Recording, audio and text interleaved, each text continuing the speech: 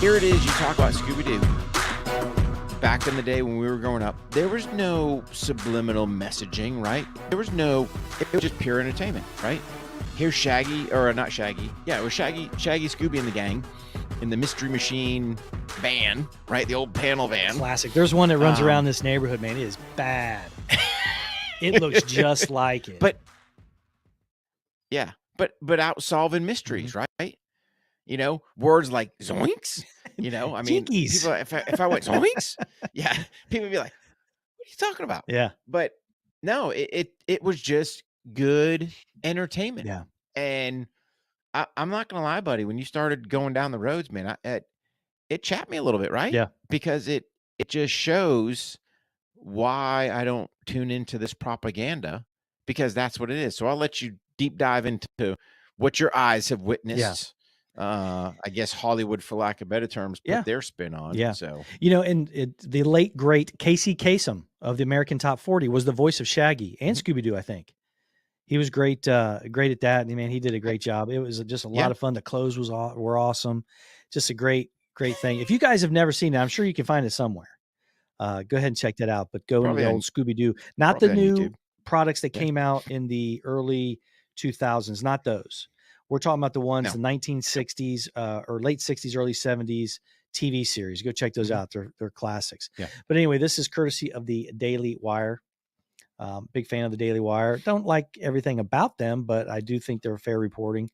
But Mindy Kaling's Woke Velma makes history for its dismal reviews. Now, those who are listening, you can't see this, but Mindy Kaling's is a comedian, actress, and she is behind this new Velma TV series, which is being shown on HBO Max. Now, Mindy Kaling, remember, she was in The Office, and I've always thought she was great on the show. I think some of the stuff that she's done is very good. She's very funny, or has the ability to be very funny. But this is just absolutely a disaster. And the big thing I heard about it coming out on the Daily Wire reporting, Rick, and they had mentioned that there was going to be some characters that are going to be different.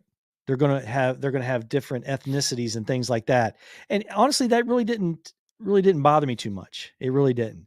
But then it got to the point where it was so far to the left, and this was supposed to be an origin story for Velma and how she's the one that actually started the Mystery Inc., not Fred and Daphne, that kind of thing.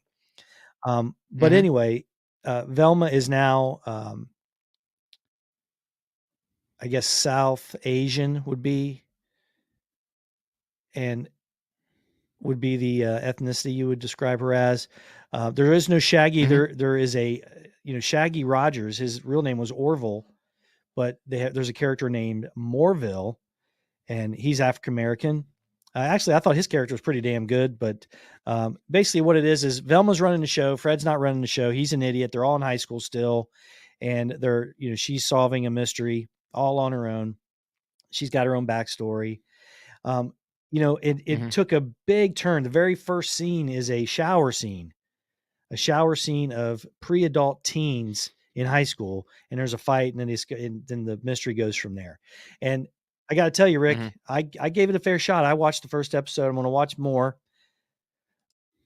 And not one laugh. Not one time did I think, well, this is funny. The animation is not great. It's not bad. It looks like it's something I would have seen when my kids were watching some of the new Scooby-Doos. It's not awesome, but man, it is just not funny. Not funny at all. There's a couple of lady detectives that they make them look like idiots, and it's just the virtue signaling and the wokeness is just in your face all the time, and it's just not funny, which is a shame. Hello, everyone. Mark here from On the Range Podcast and Kelley Defense to talk about Manscaped. Support for today's episode is brought to you by Manscaped. So go to manscaped.com, use the promo code OTR20. Save yourself 20% and get free shipping. Manscaped is the world's leader in below the waistline grooming for men. So make sure you do yourself a favor. Ladies, you as well. Do yourself a favor and go to manscaped.com.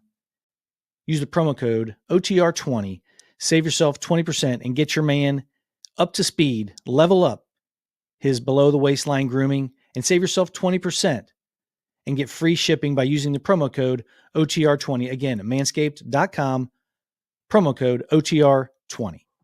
What would you do if I gave you 62.5? That's right, $62.5 million. Or let's do better yet. What could this country do with $62.5 million? What could law enforcement agency do with $62.5 million? I'm telling you this, man. You can do some greatness with that amount of money. Greatness. And here we are. Our debt is out of control. Inflation is out of control. And our country as a whole, economically, is in the crapper. We stink. Yet, we can right away at least, and I'm going to say at least, right? Because it's probably going to go over. $62.5 million is the estimate to rename military bases. Because God forbid they were named after fellow Americans. That's right, fellow Americans. Now, granted, some fought for the Confederacy, and that somehow offends people. So because you had fellow Americans that stood firmly on the 10th Amendment, and if you don't know what the 10th Amendment is, I'm not going to tell you. I'm going to have you do some research, right? Dig into that Constitution and go find the 10th Amendment. Because that's what the Civil War was about, was the 10th Amendment. Go take a look. So I'm going to use Fort Bragg, for example, named after Braxton Bragg, a North Carolina native. Also served in the U.S. military, in the United States military, during the Spanish-American War, right? But we forget all that because in this great woke society we live in this social experimental military we've induced, our feelings are hurt. Hurt over what? I have no idea. I guess we're hurt because here it was, we'll say for lack of better terms, we'll do the divide. We'll say we had someone serving in the Union that no longer felt the federal government was doing the right thing, opted to go to the Confederacy. Again, we're still Americans, right? At the end of the day, still Americans. Fighting over the 10th Amendment. That's what we're doing, in essence. Now our feelings hurt because, oh my God, it's a Confederate general.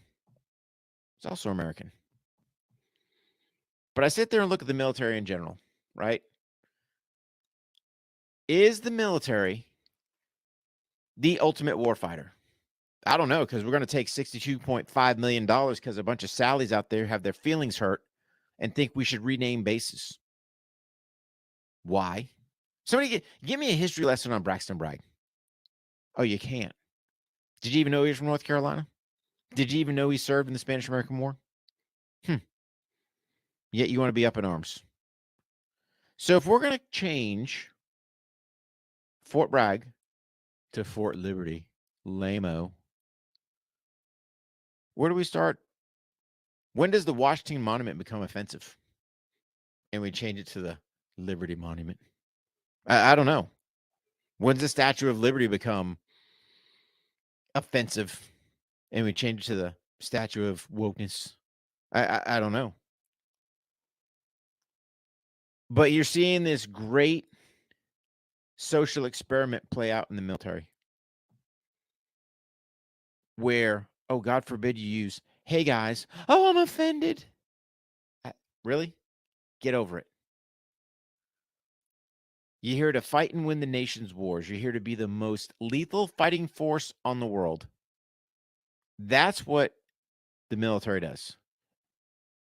It fights this nation's wars. You look at that flag behind me, those red stripes are the blood of our former patriots that have been shed for the very freedom that we have. And if you want to go be a Sally and suck your thumb, go do it somewhere else.